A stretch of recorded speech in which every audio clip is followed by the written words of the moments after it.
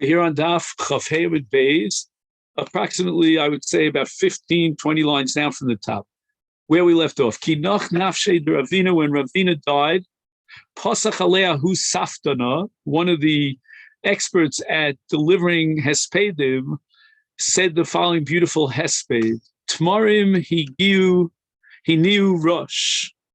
He knew lahania miloshan nanuim means that the palm tree should wave rush, the tops of your trees. Al tzadik katomar, for a righteous person. And he's basically rephrasing the capital number Tzadi Beis in Tehillim, Tzadik Katomar Yifrach Ke'eres Balvanon Yisgeh. And he's choosing this because the palm tree is a metaphor for a righteous person. Nasim Leilos Kiyamim, our nights should be like days, continuous kinos, lamentations, sobbing and crying on the loss. Al Mesim Leilos Kiyomim, for Ravina, who made his nights like days in dedicating them totally, exclusively to Torah study. Shifchi Kamayim Libech. Amalei Ravashi Lebar Kipok. Very strange interchange. Hahu Yoma my Amrit. On that day when I die, what will you say? He wanted to know, Ravashi wanted to hear his own eulogy. Amalei, Rav Kipok replied, here's Amina what I would say.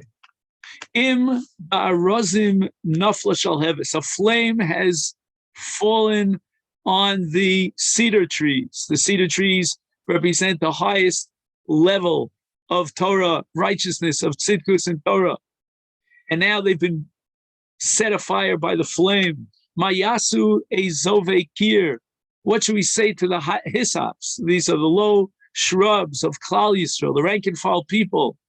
If the flame is able to burn the arazim, how much more so do we have to be afraid of what it might do to the hyssops, to the lower people on the echelon?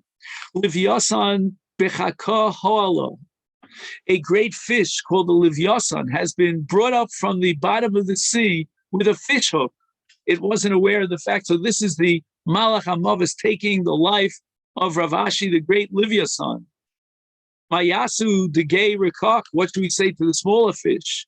How much more so will they be taken up from the sea? B'nachal shotef nafla chaka.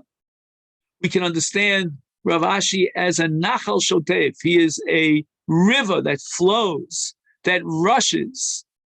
And now chaka, it became dried up. Mayasu, what should we say? May gave him to those who are symbolically, metaphorically represented by the small ponds that'll certainly dry up. And basically the eulogy is a eulogy about sadness, because if the Malach HaMavis and if the Midas Hadin was able to take the righteous, how much more so the lowliest of plants, in the case of the hyssop, the lowliest of fish or ponds. And therefore we have to be overwhelmed by fear of the Midas Hadin. And this eulogy of Rav Kippur was not beyond criticism. Amalei Bar Oven criticized this eulogy. Chas v'shalom, you want to use a terminology like shalheves, like a fire burning up tzaddikim, or the chaka, or you want to talk about the dryness of the rushing river of the tzaddik. You want to talk about a fish hook that is taking a tzaddik, a livyasan, out of the water. That's not the way we talk about a tzaddik. These are terms like flames that have connotations of Gehenna, or the fish hook is indicative of a very evil kind of a death when a small hook captures a great fish. These are not appropriate references when we talk about a tzaddik. Umay Amrit, so Rav Kippur said, and let's hear your better, improved eulogy. You know, criticism is easy, but let's see what you can do. And Barovin said, Amina, here's what I would say. Bechu liavelim. Cry for those who mourn the loss of Ravashi. V'lo la'aveda. And what is this aveda, this lost object? This is a metaphor for the soul, the lost soul of Rav Ashi that's been taken away from us. Shehi l'menucha. But you know what? Don't cry for the lost soul. Don't cry for Rav Ashi. He's fine.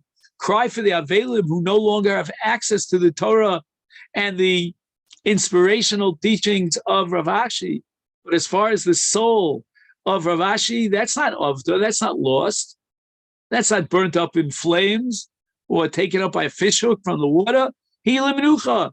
That's where he gets his peace in Gan Eden. The Adol Anach, but we mourners have to sigh. We never lost the great sage, the great teachings of Rav Ashi. And the Gemara says that when Rav Ashi heard these two eulogies, Cholash Taiti Alehu, he became depressed about them. He was really unhappy with them. These were inappropriate eulogies to describe his soul, even in a metaphor, as a lost object,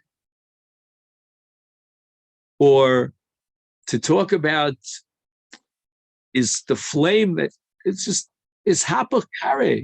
As a result, these two maspidim were punished. How were they punished? Both Rav Kipok and Bar Ovin is hapuch karayu. Some of the feet became twisted around, almost as if the foot would go upwards instead of flat on the ground. And Ahu Yoma, on that day that Rav Ashi actually passed away, lo asul aspude, they didn't come to eulogize Rav Ashi. Since they had been punished because their eulogy was not up to par, it wasn't proper for Rav Ashi, that caused him great stress, and therefore they were punished. And now they were handicapped, they couldn't come and stand and eulogize anyone, let alone someone as great as Rav Ashi. Behind the Yomer Rav Ashi, lo bar kipok, cholitz v'lo bar oven cholitz. Neither bar kipok nor bar oven would be able to perform a kosher chalitza, because in chalitza, the requirement is that the foot has to be straight and normal. A foot that's inverted is pasul chalitza. The Torah says, "V'cholza nalo me'al raglo," excluding the case where the removal of the shoe must be done from beneath the foot. If the foot is inverted, it's not going to be me'al raglo. Rava Kihavi also Biglas, he came to a river called Biglas. Amarle Bar Oven, he talks to Bar Oven, he says, Kum Ema Milsa. Pray on my behalf because I'm about to cross this river and it's very dangerous. Pray on behalf of my safety.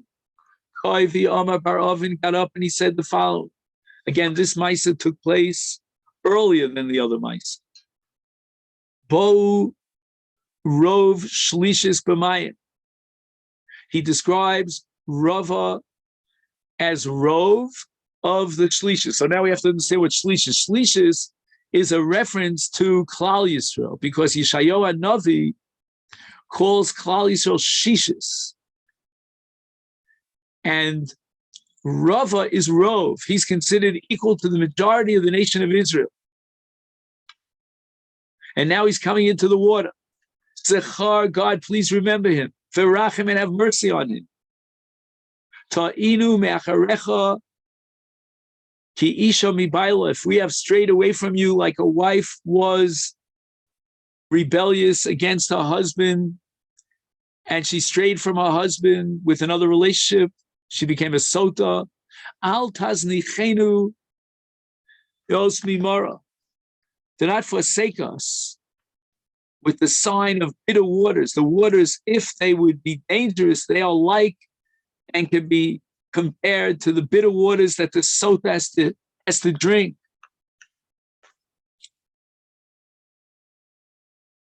So if the people of Israel are in a state of sin and they're compared, like in Yirmiyah Navi, Yechezkel Navi, to a straying wife, the Torah decrees that a suspected adulteress, a sota, has to drink the bitter waters. And Bar Oven prayed that despite the fact that Klal Yisrael might have had guilty iniquities, God should not harm them through the waters of the Tigris. And this was his prayer on behalf of the protection of Rava.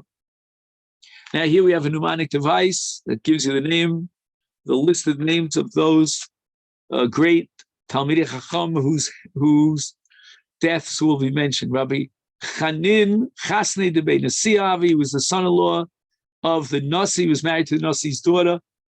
Loka Havile B'nei. He didn't have any children. Boy Rachmei. Rav Chanin prayed on behalf of he and his wife.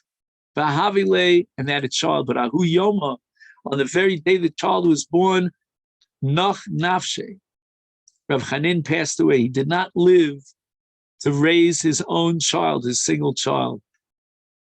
And one of the outstanding people who gave eulogies stood over Rav Chanin and recited the following eulogy: Simcha l'tuga nefacha, gladness and happiness has been turned to sorrow. Sason v'yagon nidbaku, we have a connection, an overlap of both sason of joy and yagon and depression and sadness. B'eis simchaso, on the very day of his gladness, when he, Rav Chanin, had a child, finally, Nenach, there's a sigh of mourning, a sigh of death. Rav Chanin should have rejoiced at the son, the birth of a son that he so longed for, but instead he sighed in the knowledge that he would not be zochet to raise this child. V'eis chaninaso avid chanino, when the child was given life, that's chanina chen from Hashem, then the one who sought favor for him was lost, and that's his father Rav Chanin. Asikule Chanan al Shmei, the child was named Chanan after his father. Kinach nafshei de Rabbi Yochanan, when Rabbi Yochanan died, Pasach alei Rabbi Yitzchak Rabbi Lazar, he opened up with the following hesped: Kasha hayom li Yisrael ki yom bo hashemesh b'tzarayim. This day is the difficult day, a sad day for the Jewish people, like the sun beginning to set at midday. The Chsiv v'aya bayom ahu v'yvesi hashemesh b'tzarayim. And the pasuk in Amos speaks about the sun being pointing towards the west to set at midday.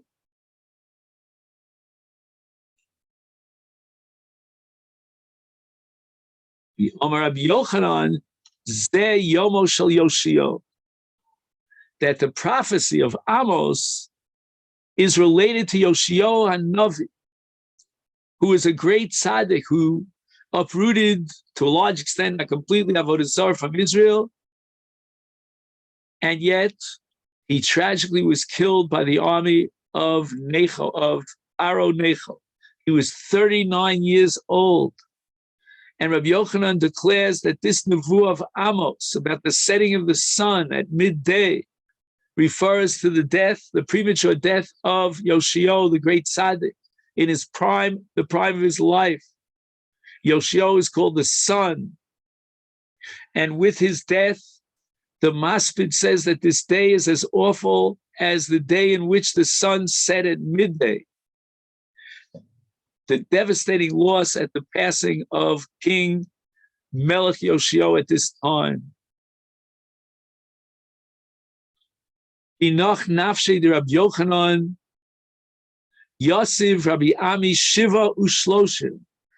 His Talmud Muvak, Rabbi Ami, observed both Shiva and Shloshim. Omar Rabbi Abba Bered Rabbi Chia bar Abba, Rabbi Ami di Ovid legarme hu di Ovid. In other words, we don't have anyone who paskins like this halacha that this morning of both Shiva and Shloshim for one's Rebbe. It's only Rav Ami who did it legarme hu di Ovid, based on his own personal opinion. No one else accepted his ruling. The Hachi Amar Rabbi Chia bar Abba, Amar Rabbi Yochanan. Here's the statement of Rabbi Chia, the name of Rabbi Yochanan. Afilu Rabo Shalimdo Chachma in Yoshavel of Eliom Echad. There's only one day of mourning, even for a Rebbe who taught him most of his wisdom. It's his Rebbe Muvak. His primary teacher, he taught him the bulk of his Torah, or perhaps the Derech HaLimud, he taught him the method to study Torah, to analyze its concepts, and is only maximum one day of Avelus. Ki noch nafshi de Reb Zera, when Reb Zera passed from this world, Pasach Alehu Tzavtana, one of the eulogists, recited the following eulogy, Eretz Shinar, which is a reference to Bavel, Hara, V'yolda, it conceived and bore Rabbi Zera, Eretz Tzvi, Eretz Yisrael, which is called Eretz Tzvi, Gidla Shashuel. What does that mean? Gidla Shashuel, raised its delights. And here we have a comment of, I'm not sure who says it. Anyway, the delights of Babylonia. Rav Zera was born in Bavel. That's where he studied by Rav Huna and Rav Yehuda. Then he moved and he made Aliyah to Eretz Yisrael. He became great. He received smicha. He's sometimes called Rav Zera when he's in Bavel. Sometimes he's called Rebbe Zera after receiving smicha in Eretz Yisrael. And Rabbi Zera died in the city of Tiberia. Oilanu, Oinallah, Amra, Rakas. Rakas is another name for Tiberia. Woe to her, says Tiberia. Ki avda klichem dasa. She lost the most precious soul in the death of Rabbi Zera, who died in Tiberia. Oy na la. That is a pasuk in Sefer Kinos, in Eicha, where it says, Nafla ateres roshenu oy na lanu kichatanu. And the concept of kli chemda, a precious instrument, is appropriate for Reb Zera, who personified the Torah. Ki nach nafshei de Rabbi Avo, when Rabbi Avo passed away, Achisu amude de Kesre Maya, the pillars of Caesarea shed water. In other words, metaphorically, they cried. These were tears of mourning over the loss of Rabbi Avo. And there's moisture that comes out of the pillars that symbolizes the loss that was so great that even the stones shed tears. And it means that the entire universe is impacted, even inanimate elements in the universe, by the loss of a great tzaddik. Rabbi Yossi, when Rabbi Yossi passed away, Shafu Marzave de Tzipori Maya. Right, they used to have on the top of the roofs gutters that would take the rainwater out so it wouldn't flood the house. And now we're talking about Dama. Instead of mayim that used to spout forth from these gutters, it was blood. And what this means is that the blood was symbolic of the fact that Rabbi Yossi had fearlessly championed the mitzvah of Milah even during the Shmad of Rome, when Milah was prohibited at the pain of death. The Rabbi Yaakov, when Rabbi Yaakov passed away, Ischamiu kochave biyamama. The stars were visible during the day. Nature itself was transformed by the pain and the suffering and the mourning over the loss of Rabbi Yaakov. During the daytime, sunlight normally prevents the stars from being seen. They're only visible at night. But they became visible by day upon the death of Rabbi Yaakov, which symbolizes the sun setting at midday, the great luminary. Rabbi Yaakov had passed away. The world would from now on be enlightened only by lesser sages. The Rabbi Asi, when Rav Asi passed away, I akru kol ilanaya. All the trees were uprooted. There was a storm in the town of Rav Asi that destroyed all the trees, indicative of the Sa'arav, the tempest of God, which caused the death of Rav Asi. To Reb Chia, when Reb Chia passed away, Nechisu kipe denura merkia, fiery stones descended from the sky. When Rabbi Nachman, Rabbi Yossi, or Rabbi Simoy died, Ishta'u Salmonayayu V'ahavu Lemechtzalayu. There were images of idols that were graven onto coins, and they became flat like slabs because the images of the saintly tzaddikim who had deceased, now those images were dimmed upon the death of Rabbi Tanchum, of Rabbi Menachem Bereb Simoy. To Rabbi Tanchum Bar Chia, when Rabbi Tanchum passed away, is Katzatzu Kol Andartia. The monuments of all the deceased kings were cut down. These were monuments that were worshipped as idols, and in the merit of the deceased tzaddik.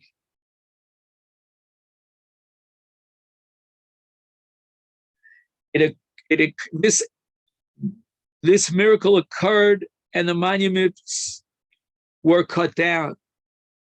To Rabbi Eliashiv, when Rabbi Yosef passed away, Ichatru Shivin Maktarasa Binarda, 70 burglaries were perpetrated in Narda. So during his lifetime, Rabbi Eliashiv had merited to protect the inhabitants of his town from crime. But with his death, the criminals rose up and perpetrated their crimes. The Rav Hamnuna, when Rav Hamnuna passed away, Nechisu Kefe Debarda Merikia, hailstones came flowing down from the sky. And this, God brought about this terrible calamity to demonstrate his distress, Kaviyachal, over the death of the tzaddik. The Rav of Rabbi Yosef, when Rabbi Yosef passed away, Noshuk Kipe de Pras Adodi. The supporting arches of the bridges that connected the land on one side of the Euphrates River, Nahar Pras, to the other side, they broke down, they touched each other. And this should be understood in the following context.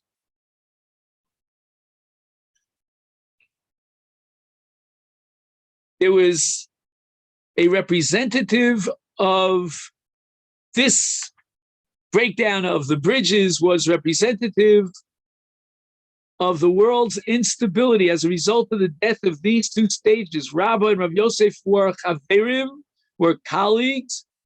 Each one at one point headed the yeshiva Pumbedisa, which is situated on the banks of the Nahar Pras, the Euphrates. Rav Yosef died 2.5 years later than Rabbi. But here it means that this incident occurred when Rabbi passed away. The Abai v'Rava, when Abai v'Rava passed away, Noshuk Kipe the Diglas Adadi, the arches of the bridges over Nahar Tigras broke and touched each other. Abai was the head of the yeshiva Pumbedisa after Rav Yosef passed away. When Abai died, the Talmidim relocated to Mechoza, which was the city of Rava. And since Mechoza was situated on the banks of the Tigris River, when the era of these sages ended, the Tigris River was shooken up. Ki noch nafshei de Rav Mesharshia, when Rav Mesharshia passed away, Ta'ud Dikle shitze, the palm trees produce thorns, signifying that until then the crops had grown favorably in the merit of Rabbi Sharshir.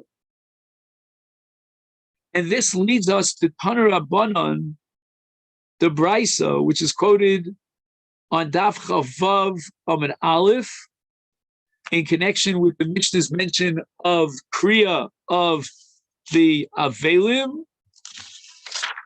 So let's turn to Daf Chavav.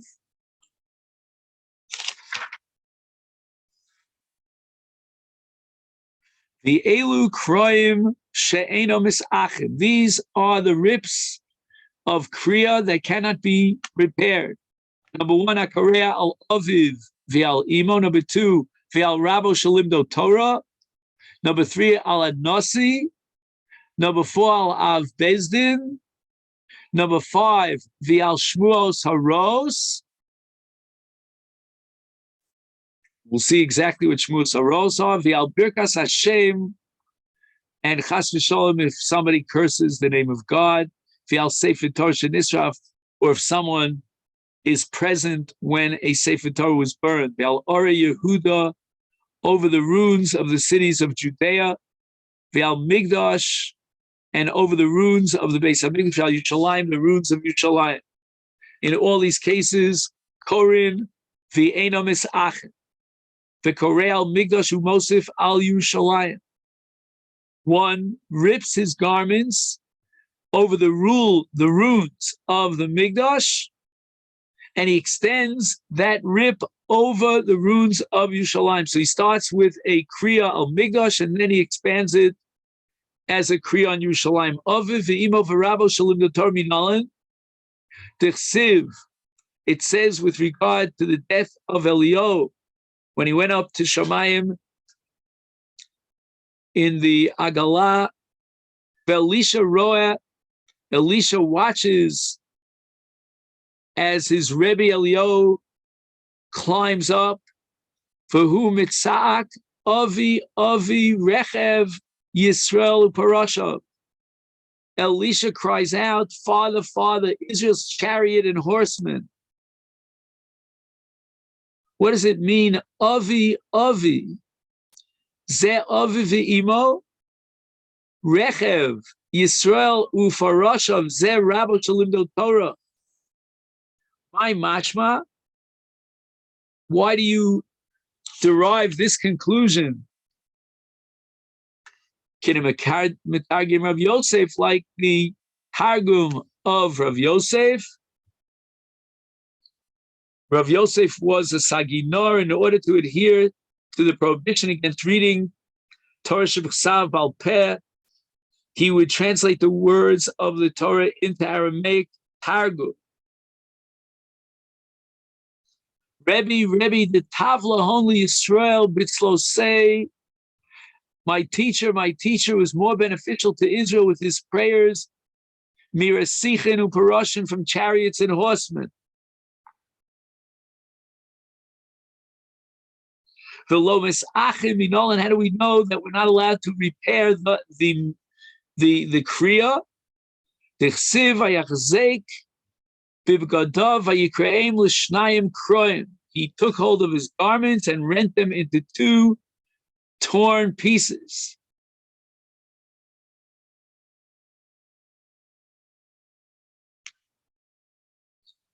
And this is a reference to Elisha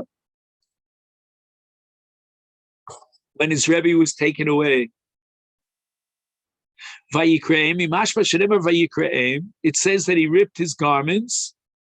Eini odeh shel shnayim. I know that it was split into two. Why did the Torah have to spell out the Tanakh that it was torn into two pieces? El melamid shekruim bi'omdim l'shnayim li'olam. That they have to be separated, torn into two pieces forever, never to be repaired. So we learn that over the death of a father, a mother, or a Torah teacher, you can never repair the Kriya. Amalei Reish Lakish Rabbi Yochanan. Eliyahu Chayu. Eliyahu is still alive. He ascended to heaven in a whirlwind, but he did not die. Why then did Elisha have to cut Kriya? Amalei Rabbi Yochanan responded, Kavan dechsiv v'lo ra'od. And Elisha never saw him anymore. Is the Gabi Didi Kimes Dami. As far as Elisha is concerned, Eliyahu was dead. Now that we see the Makar for the requirement to create a permanent Kriya in the case of the loss of a parent or a Torah teacher, now we go on to the other three laws in the Bryce and Nasi, the Bezdin and Shmuas Rose, Minolan. How do we know that in those three cases, once again, he is not allowed to repair the garment after Kriya Dechsiv, Vayachazek, David Bibgadov. David took hold of his begadim, Vayikraim, and he ripped them. Vegam kol anoshim asher ito, and all the people who were with him ripped their garments.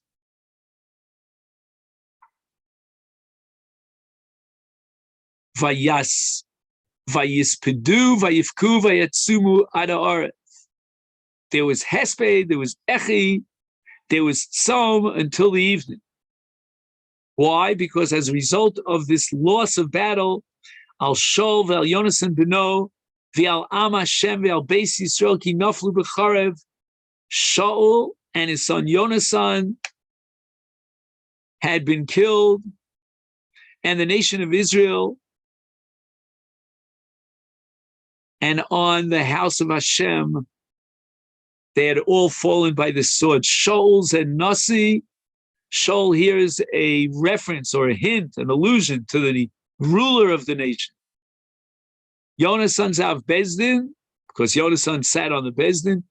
Al Am Hashem ve'al Beis Yisrael, on the nation of Hashem, and over the house of Israel. Elu Shmuos Haros. Israel suffered terrible defeat in the battle, and Shaul died, and his sons were killed.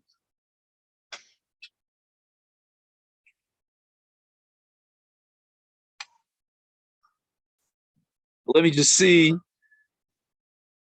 No, I don't have that here. Okay.